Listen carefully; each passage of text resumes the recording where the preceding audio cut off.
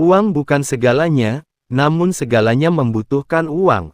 Hadirin yang dimuliakan Allah, sering kita mendengar sebuah ungkapan yang sangat populer, uang bukanlah segalanya. Ungkapan ini benar, tidak keliru. Namun, jika kita berhenti sampai di situ, maka kita belum melihat kenyataan hidup secara utuh. Karena faktanya, meskipun uang bukan segalanya, hampir seluruh kebutuhan hidup di zaman modern ini membutuhkan uang. Makan membutuhkan uang, pendidikan membutuhkan uang, kesehatan membutuhkan uang, dakwah membutuhkan uang, bahkan ibadah pun dalam banyak bentuknya memerlukan biaya.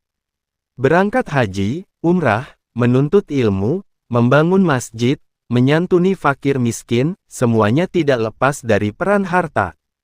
Islam tidak pernah mengajarkan umatnya untuk membenci harta. Yang dilarang adalah mencintai harta secara berlebihan hingga melupakan Allah.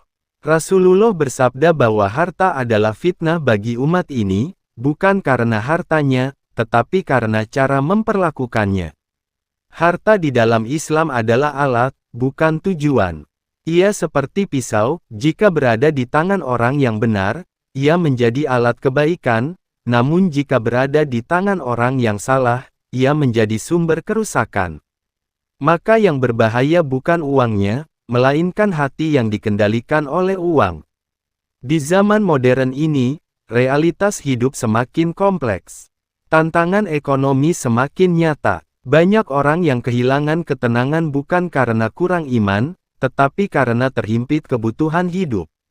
Anak sakit perlu biaya, pendidikan semakin mahal, kebutuhan pokok meningkat. Maka menjadi keliru jika kita menafikan pentingnya ikhtiar ekonomi dan berkata bahwa semuanya cukup dengan sabar tanpa usaha. Islam mengajarkan keseimbangan, bekerja keras seakan-akan hidup selamanya, dan beribadah seakan-akan mati esok hari. Rasulullah adalah manusia paling mulia, namun beliau tetap berdagang, berusaha, dan mengelola harta dengan amanah. Hadirin yang dirahmati Allah, orang beriman tidak boleh miskin dalam pemikiran. Kekayaan bukan tanda kesombongan, dan kemiskinan bukan jaminan kesalehan. Yang menjadi ukuran adalah ketaatan dan keberkahan. Harta yang halal dan berkah justru membuka pintu-pintu kebaikan, sedekah, zakat, wakaf, membantu sesama, membiayai dakwah, dan menjaga kehormatan diri. Banyak orang jatuh dalam dosa bukan karena niat jahat, tetapi karena keterpaksaan ekonomi. Maka Islam sangat mendorong umatnya agar